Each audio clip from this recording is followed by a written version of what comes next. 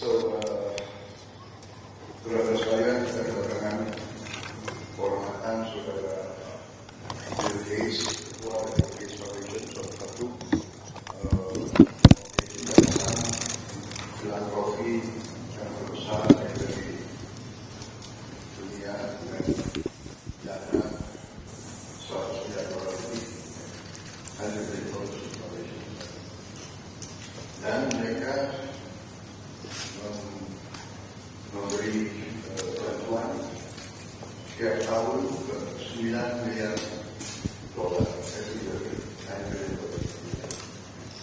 dan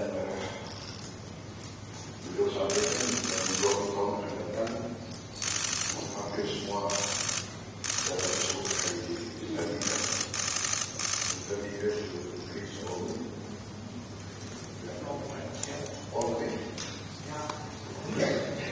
semuanya akan diserahkan dari lewat apa ya, pendekatan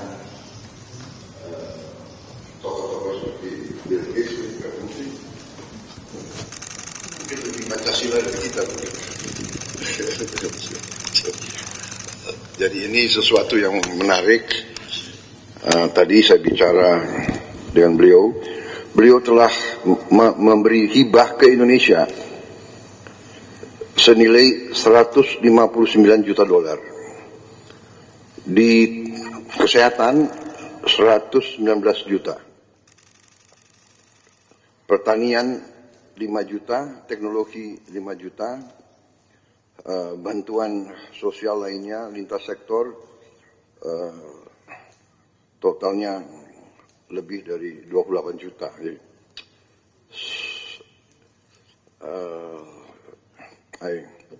I told the floor that you have assisted us directly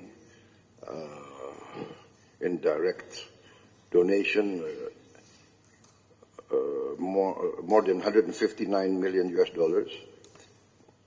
since 2009, mostly into health, terutama hal-hal strategik seperti vaksin polio. Beliau bantuannya 1,3 triliun, dan sekarang kita Bio Farma salah satu produsen 2 miliar dosis vaksin tiap tahun, dan ini untuk dimanfaatkan 42 negara di seluruh dunia, dipakai oleh 902 juta orang. Jadi hal-hal semacam ini, belum lagi vaksin lain, teknologi mRNA, dan teknologi pembuatan vaksin yang luar biasa. Terutama beliau sedang kembangkan vaksin TBC untuk dunia, tapi Indonesia akan jadi salah satu tempat yang akan diuji coba. Dan kita harus mengetahui bahwa TBC memakan korban kita cukup besar, yang meninggal hampir 100.000 tiap tahun, dan itu tekad kita untuk menurunkan, dan beliau menunjukkan komitmen beliau untuk terus bantu kita di bidang itu. Juga untuk beliau sedang kembangkan vaksin malaria. So basically I informed them of all your commitments to help us control these very dangerous diseases that are endemic in our part of the country, and the success of the polio vaccine. And we look forward to a breakthrough in the malaria and TBC, which I think will not be too far in the future.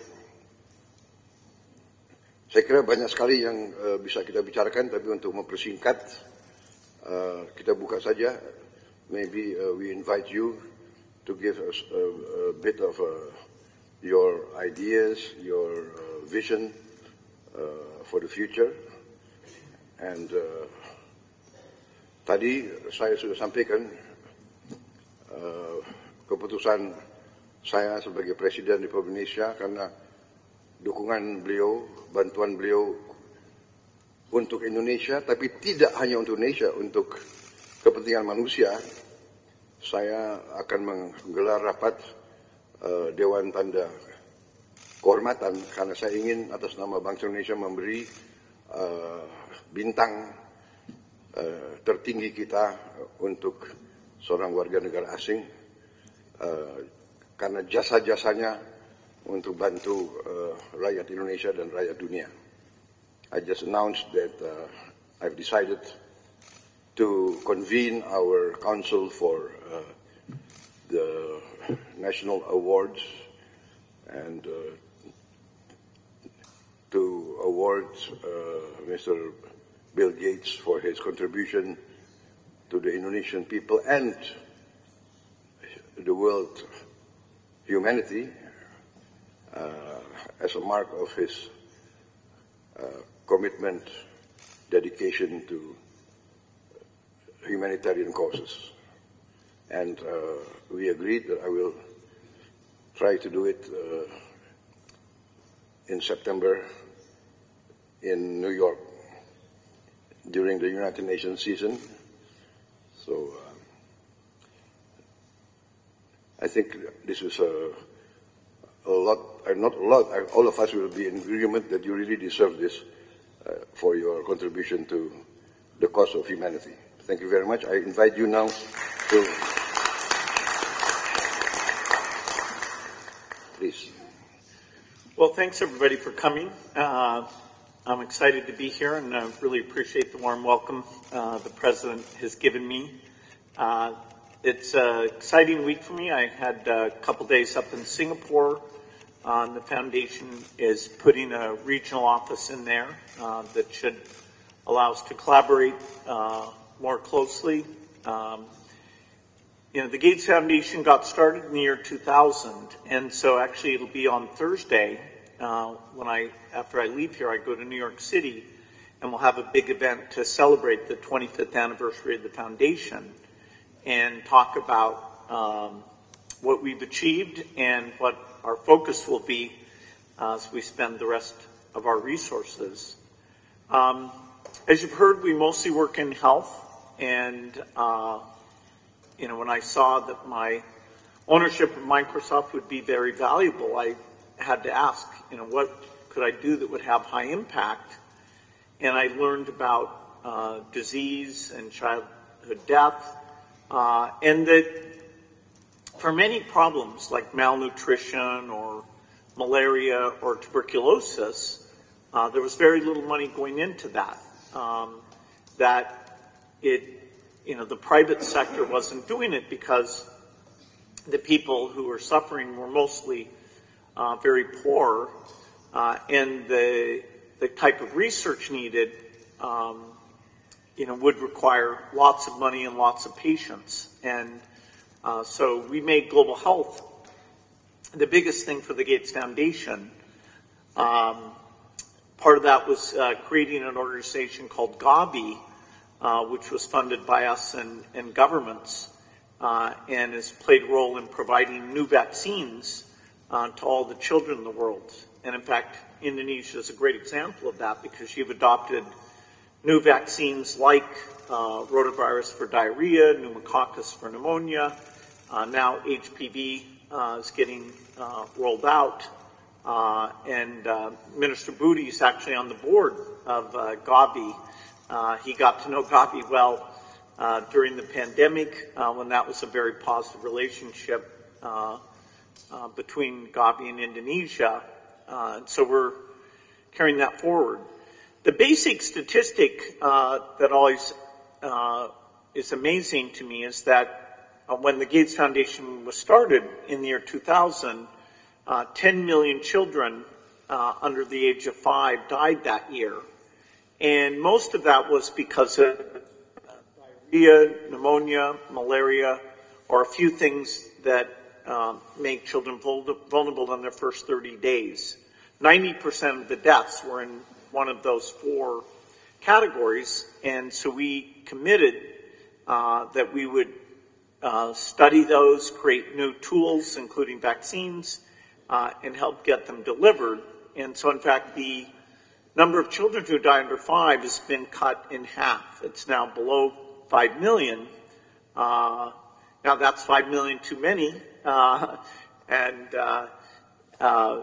actually in this region, including in Indonesia, that cut in half is true here as well. So it's been an amazing time period, and there's many new tools coming. We need a tuberculosis vaccine, and in fact, the trials for a tuberculosis vaccine have started, including with the strong relationship here in Indonesia. We have 2 of the sites where we're testing that vaccine are here, and that will help us know how well it works, and then that'll be a benefit to the entire world.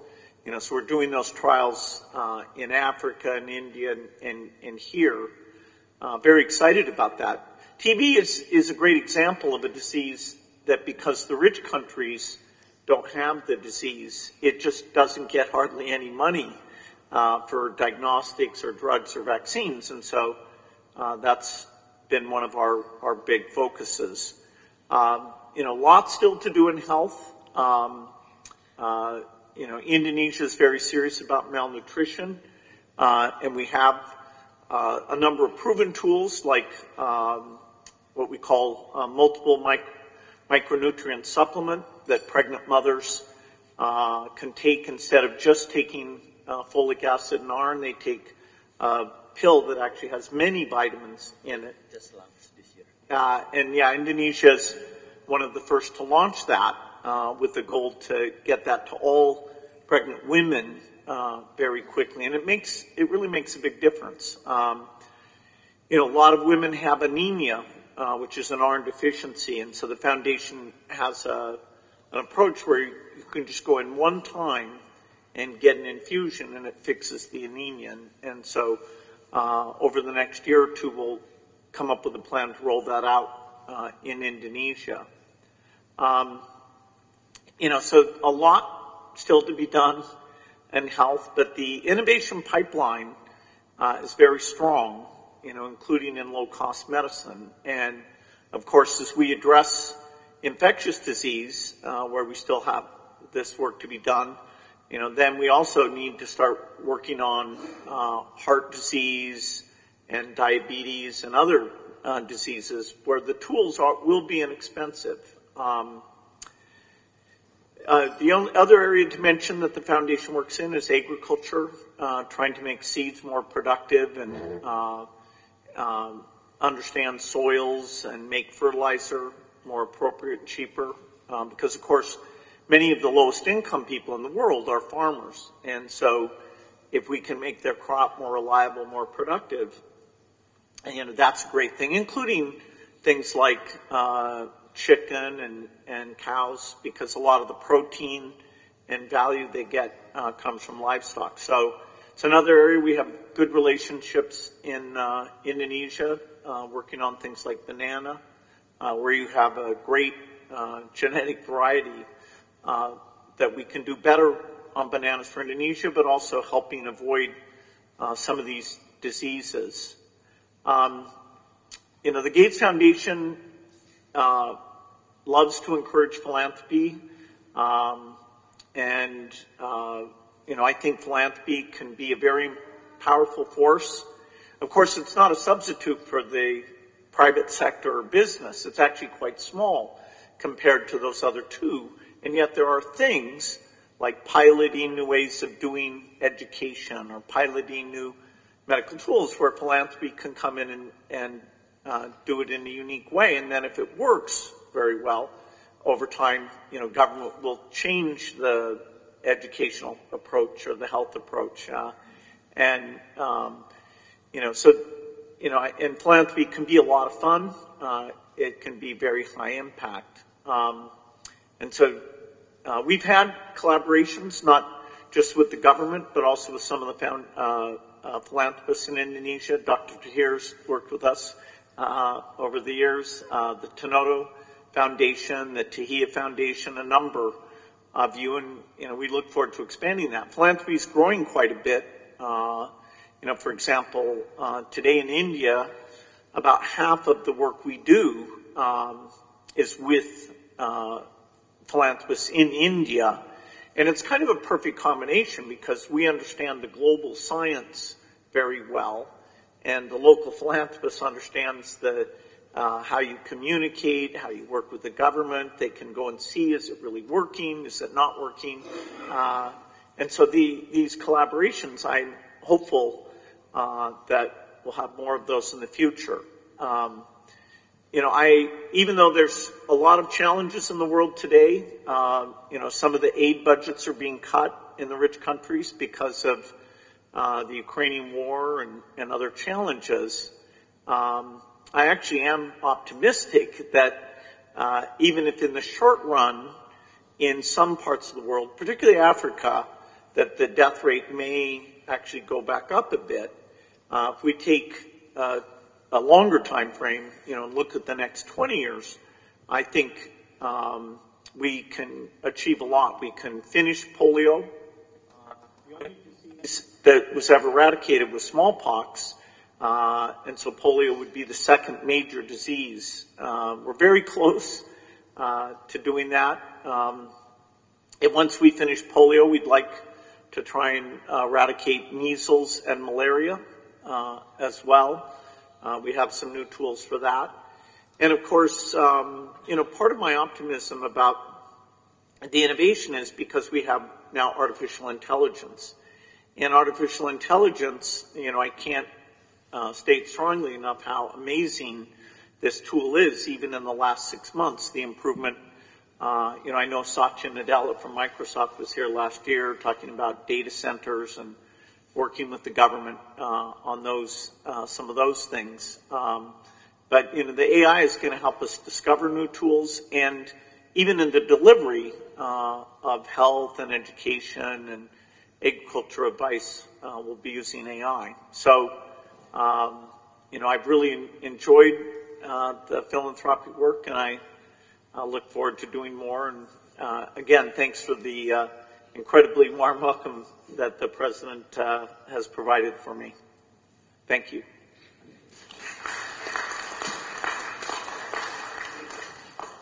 Mungkin ada yang mau